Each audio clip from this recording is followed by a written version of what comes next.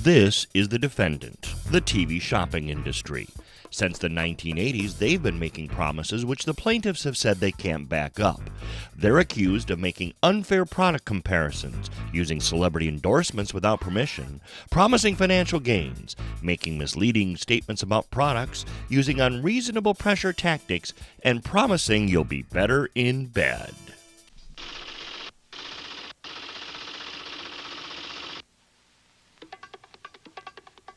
What you are witnessing is real. The participants are not actors. They are actual litigants with a case pending in a California municipal court. Both parties have agreed to dismiss their court cases and have their disputes settled here in our forum. Are we on the air? I'm your host, Sean Wilsey, and for over 30 years I hosted shows on cable shopping networks, and now I want to be your guide into the world of direct response television as we look at the ever-changing nature of this ever-changing and ever-interesting industry, I guess would be one way to put it. Listen, People's Court, for those that don't know the introduction there to the show, which will make sense in a moment, you believe that show finally got canceled? Finally, after 30 years, I guess? Finally, it just got canceled. That is a good example, by the way, of, I always wind up going off topic immediately, don't I, of how COVID killed a show and how everything we've talked about with the TV shopping industry, most of the networks are trying to remedy, and that is getting the guests back in the studio. I used to follow People's Court's Facebook page. And one of the things people were always complaining about is, get back in the studio, get back in the studio. We're sick of watching these at-home iPhone shot videos. Seriously, that's what the number one thing that people were complaining about, because they didn't get back into the studio, I think, until this most recent season. And by then it was too late. People had tuned away.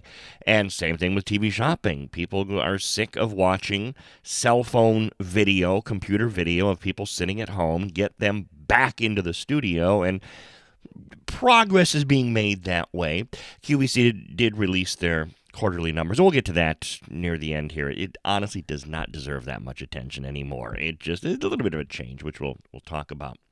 But no, the theme of this is honestly what the idea or the program introduction there mentioned, and that is the legalities of the TV shopping industry. And it's something I've wanted to cover for a while because there's so many small elements, and whether you are a viewer of a TV shopping show, or you are an aspiring vendor, or you are a vendor, or a host, and I've heard from many vendors and many former hosts who are listening to this podcast, so a special thank you to all of you. And by the way, a special thank you to all the international listeners of this. I get a chart that shows me where people are listening from, and they're listening from countries I never expected would be at all interested in this industry. So for all of you listening from Pakistan and Ireland, just working off the top of my head here, Costa Rica, oh, darn it, I should have prepared this with the list. Australia, New Zealand, India, a lot in India, Germany. So thank you to all of you. Russia, I had a Russia listener. So thank you to all of you listening from around the world. But anyway, the legalities are a constant presence in your mind, and a good host is constantly aware, and a good vendor is constantly aware of what they can and cannot do. And as a viewer, you should be aware of things that maybe you are hearing, because I see a lot of violations of some very basic laws that are happening these days. And I don't know if it's desperation on the part of the cable shopping networks. I don't know if it's ignorance. I think part of it is as to the laws by the newer generation of hosts. Those of us that have been doing this a very long time had it ingrained in us from the start. I will never forget my first year in the industry in 92. My boss at the time, Nick, in one of our host meetings, said there's always the chance that this up-and-coming, hotshot young lawyer is watching the show and just waiting for you to slip up and waiting for you to say the wrong thing so he can pounce and get a class action lawsuit going. And I'll tell you right now, I have been, not because of things I said, but because of things I had vendors say on the air, I have had to give 2 depositions in 2 separate cases, and they were each brought by pretty much what he explained. Some hotshot young lawyer fresh out of law school who took one sentence, and it was almost always one sentence, in context, yet somewhat out of context, and was able to sue. And again, I don't know what specifically I can say about these because they were all resolved out of court, and so I don't know what are in the documents that I can and can't talk about. But a lot of money was paid off in the two that I was involved with. And for a smaller network, that could break them because they just don't have the wherewithal. So it is something that needs to constantly be in the mind of people, and specifically a few things that again, are just so easy to do and to slip up on. One of the things that is popped up recently, and I've had a few people point this out to me because, again, I can't possibly watch all the networks all the time. In fact, I see very little of them these days. They have been pointing out this almost a trend that used to be there in the early 90s, went away, and is now coming back to talk about shopping for things and buying things. And the word investment is throwing out. And again, I go back to my earliest days and being ingrained in us. Don't ever, ever, ever use the word investment. Because the second you throw out that word, you've opened the door to laws and getting you into areas you don't want to get into. Because if I say, buying this ring is an investment in your appearance, innocuous enough, innocent enough, because I'm taking that word and twisting it, and so I don't need to worry about anything possibly happening. But if I'm saying, buy this ring because it's an investment, period, full stop, now I've just opened the door to possible trouble, because to be someone who actually can give investment advice, there's licensing, there's training you have to go through. About a year ago, I thought about taking a lot of the classes to get my license so that I could do that. Haven't done it yet, still might. But there are certain ramifications the very second you start saying the word investment, meaning money. If you ever watch closely, you'll see on TV once in a while these commercials for gold investing, like gold coins or gold bullion. Watch for the fine print. It is on and off the screen so quickly. If you blink, you will miss it. In fact, for me to read this, I had to take the screen grab and blow it up dramatically in order to read this, because they do have disclaimers and they do have fine print. This is for a gold coin that they're selling on television. And, man, can I even read this blown up here? Investments in precious metals and rare coins are speculative and involve substantial risk. Past performance is no indication or guarantee of future performance or returns. And this is where, and it doesn't happen often, but once in a while, you'll see someone who is selling jewelry talk about, especially now with gold, the rise in the price of gold. And I've seen use of charts, and they'll put up a chart that shows since November, gold has risen like this. Okay. They do a similar thing on CNBC when they talk about the performance of a stock. Well, since November, 6 months, this stock has done this, and show how it's gone up. But then they also expand out the chart to show 1 year, and they expand out the chart further to show 5 years, because you need to see the whole picture. And a chart of the price of gold since November would show that it's gone up. But if you show a chart of the price of gold for the past year, you would see that November was a low from the highs that it was 6 months ago. We're recording this just for the sake of the conversation in May of 2023. And so then if you expand out the chart further, you'll see, okay, it had dipped before.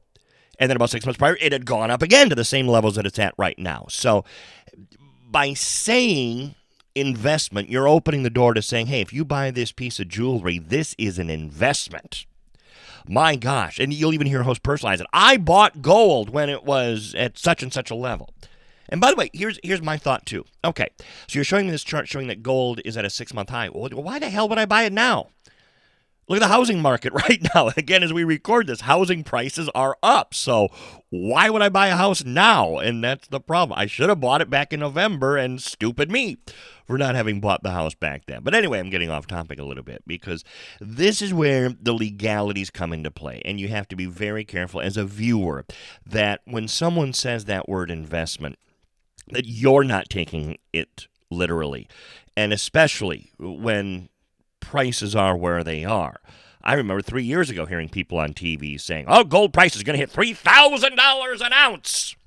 Well, what's happened with that? Yeah, it never did it? But those are the promises they were making. And so when you hear someone talking about investment, you have to be very, very, very careful. It's little things, too, that can get you in trouble. It's so weird. As a host and as a vendor and as a viewer, you need to know about these things. Remember a few years ago, Red Bull got in trouble? Red Bull gives you wings. They literally had to pay out money for that. You would think that's the stupidest payout ever. Our jury didn't think so. And they had to pay out money for that. So it's many times very strange and innocent lies. But anytime you start getting into investing, that's why. And by the way, one of the ways, I don't know how many people are aware of this, that the networks are trying to get around being responsible because, remember again, I go back to when I was at Shop NBC, involved in some depositions because of things the guests had said, not me, the guests. The person who's ultimately responsible was the network. And so one of the ways the networks now are trying to distance themselves from some of this, many of the hosts you see on, especially some of the smaller networks now, are 1099s. They're not even employees. And so they feel like, well, we can distance ourselves because they aren't our employee. And so we're not responsible for what they say. Courts have yet to handle this, and I'm sure someday they will, but it will be interesting to see then, well, is then the host responsible or the vendor responsible, or is the network still going to be responsible? I think the network's still going to be responsible because they had to pay out for things a vendor said, so I think it's still probably going to come on the network, but we'll see what happens with that. So, and the other thing just about jewelry here before we move on to something else is, and it used to be an ongoing joke when I was working somewhere else. Well, what's the story about this gem? Oh, the mines are closed, prices are going up. And it used to just be the ongoing joke. It's just because I felt like that was the same story. Oh, the mines closed, prices are going up. And I do have to say, because I have toured gemstone mines, and I do know that some have closed. I visited, and I could do a whole series of shows on visiting gemstone mines, and maybe we will someday. There are some that do legitimately close. Most don't. They've been saying the Tanzanite mines are going to close since the 1990s.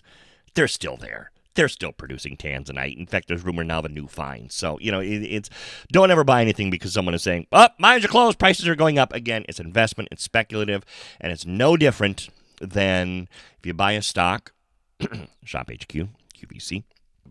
Okay, I did promise we'd give a quick chat about what's going on with QVC and ShopHQ. We're just going to knock this out quickly. ShopHQ, for the first time now, has come out and admitted they may have a difficult time, and I'm paraphrasing, a difficult time staying in business because of, and I can't pretend to completely understand this. I hinted at this some months ago. Something felt like it was up, and now in one of their latest reports, they have delayed the release of their yearly results, even though they had their conference call, because of something going on with the finances or the accounting of all of this.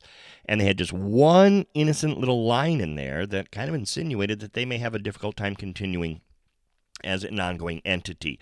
Their stock right now is paying the price for it, as you can imagine. Right now, as we record this, they've actually recovered a little bit, 21 cents a share. They were down to around 15 cents a share, so they've recovered a little bit.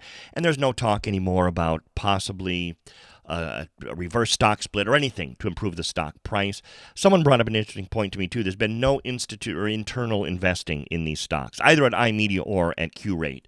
So when you don't have the people who are working there, because they would have to disclose if I'm buying shares in this stock and I work there and I'm an executive, I have to disclose it. There's nothing. So that I don't know.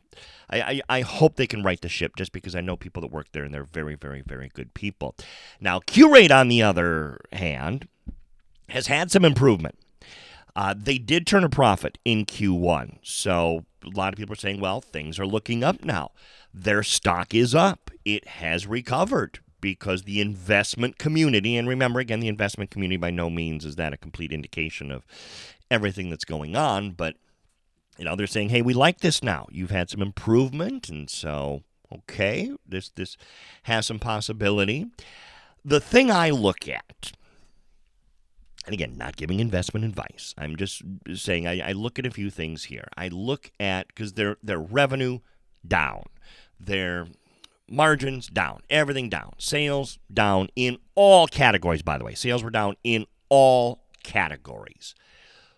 The one number that stood out to me was their customer count. Again, these are the people that are coming through the doors. I own Sean's Jewelry Emporium.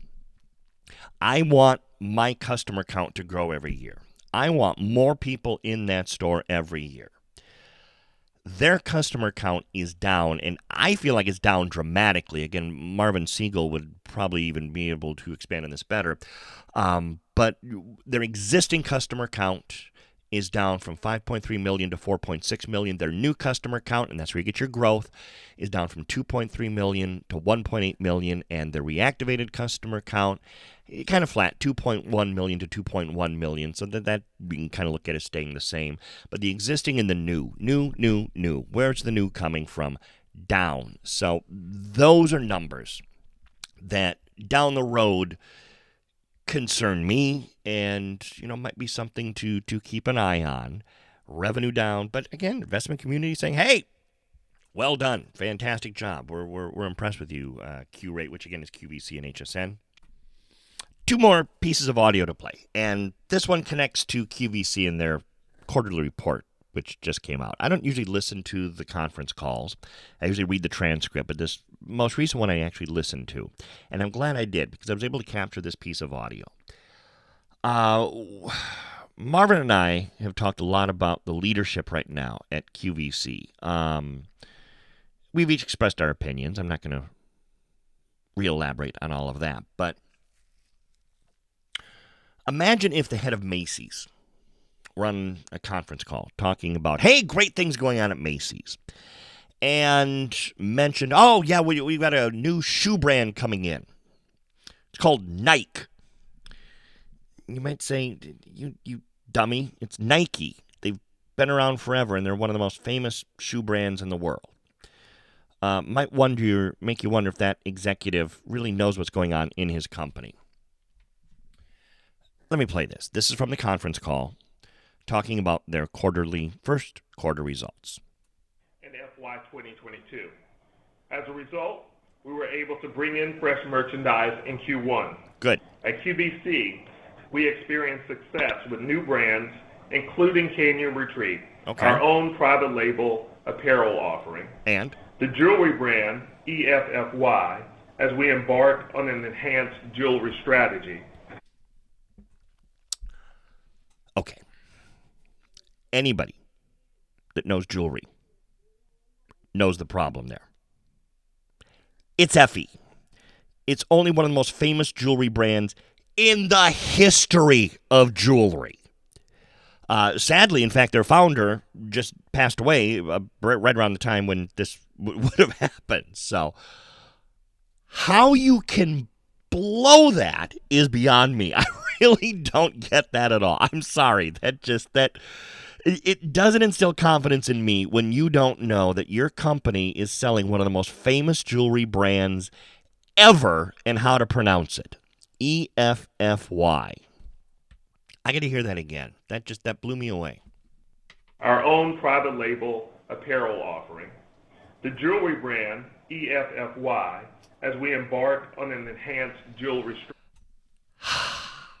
EFFY. Yeah, I own FE Jewelry. It's quality product. It honestly, if people ask for my personal recommendation about jewelry, I tell them FE. I own FE Jewelry. I have given FE Jewelry as a gift. Quick plug for the department store Belk. I might be regional. I think we just have them in the South. Great prices on FE Jewelry. It's quality product. So the fact that the CEO of QVC doesn't know what he has there, that's frightening to me. You have to. Are you that far removed from what's going on? Are you that disengaged with your day-to-day operation? I don't know. That shocked me a little bit. That really did. That shocked me. Maybe too much. So maybe not. I don't know. One more piece of audio just dawned on me. I have to play this for Marvin, because we talk a lot about hosts and good hosts, and just listen to this. Jeopardy presents today's three contestants. This is Mrs. Norma Dancis. This is 1974, by the way, April of 1974. Yes, if you didn't know, I think most people know that's how old this show is. And it's how it started. So they're bringing out, I always mess things up. Here we go. Let's try this again. See if you know the announcer. Fun fact. See if you recognize the announcer. He was famous until a few years ago. Jeopardy presents today's three contestants. This is Mrs. Norma Dancis from Rosslyn, Pennsylvania. And this is Mr. Larry Cosgren from Hampton, New Hampshire. And this is our champion, Mrs. Ann Pierce from Gainesville, Florida. My favorite part of this, as the contestants are walking out, you can't help be struck by, be struck by the fact that they're all mainly middle-aged. The women are dressed in pantsuits, and the man, of course, has a brown suit on. People always speculate, was the show easier back then or more difficult back then? It was definitely easier. My opinion. I'm going somewhere with this point, I promise you. Excuse me. These three people will compete today on Jeopardy! And now, here's the star of Jeopardy, Art Fleming. Good morning. Thank you, players. Thank you, Don Pardo. Thank you, The original host, Art Fleming, who most people have no idea who he is anymore. But anyway, it's Marvin and I were having just a little Facebook chat about Jeopardy! I didn't know that he was an avid fan like I am. It's the only thing I have to watch every day. It's literally, I have to see it every day. Nothing else on TV I care about. And it got me thinking about hosting and TV shopping, as anything in life seems to. And one of the differences between the host today and hosting even just a few years ago, the art of broadcasting is lost. I'm convinced. It's just one of the comments, if you look at my YouTube page, people are making about the TV shopping networks now is the behavior of the hosts. They're misbehaving. They're acting wildly. You never used to have that in the first and even second generation of the original hosts, QVC Home Shopping, Shop NBC Valley Vision, all of that. There was still a professionalism. Yes, you could have fun, but there was still this underlying professionalism to it. And I make the comparison again about how broadcasting is a lost art. You don't get taught broadcasting anymore. There's no broadcasting schools or classes. Anyone can do it. When Alex Trebek was hosting Jeopardy! Every broadcasting rule in the book was there. Even Ken Jennings has picked up and gone with that. Now, I still watch the show when Mayim Bialik, I guess is her name, is hosting, but I'm not as big a fan. She breaks a lot of broadcasting rules, one of which is when you come back from commercial, she says, "Welcome back," which is grammatically wrong because, you guys went away. The viewer didn't. The TV show went away, so you don't say welcome back. You say we're back. And every once in a while, she'll say we're back. It's wasted words. Again, broadcasting 101. Old school broadcasters got it. They were the professionals who started this industry, and you don't have them in there anymore. Art Fleming coming back from a commercial. All right, let's play Double Jeopardy. Yeah, no welcome back. By the way, how groovy was that curtain opening music? Yes, they had a curtain that opened to reveal the board. No welcome back. No we're back. It's just boom, right into the show, right into the game. That's how a broadcaster operates. And as long as the hosts on TV shopping networks these days are never trained in the art of broadcasting, and again, not that I'm some great expert in it, but all those rules get broken and the professionalism is gone. It's lost. And that is to the detriment of the industry. And I guess anything that hurts the industry like that is something that just hurts me as I'm choking. The weather today here, it's humid and it's awful. And so probably a sign it's time to put the top on this. We'll be continuing the legality topic, by the way, on another show, because there's a long ways to go with the topic of what you can and can't say on TV shopping networks, and jewelry is just scratching the surface. Please subscribe wherever you get your podcasts. You never miss a show. Plus, you can listen to the archive of past shows. I hope you'll check them out on Twitter, Facebook, and YouTube at Sean Wilsey, Instagram @SWilsey. Thank you for downloading this edition of Are We on the Air? This has been a King Bobby production. Yes, I know, Travis. That's why we give such bargains. The jewelry brand EFFY, as we embark on an enhanced jewelry strategy.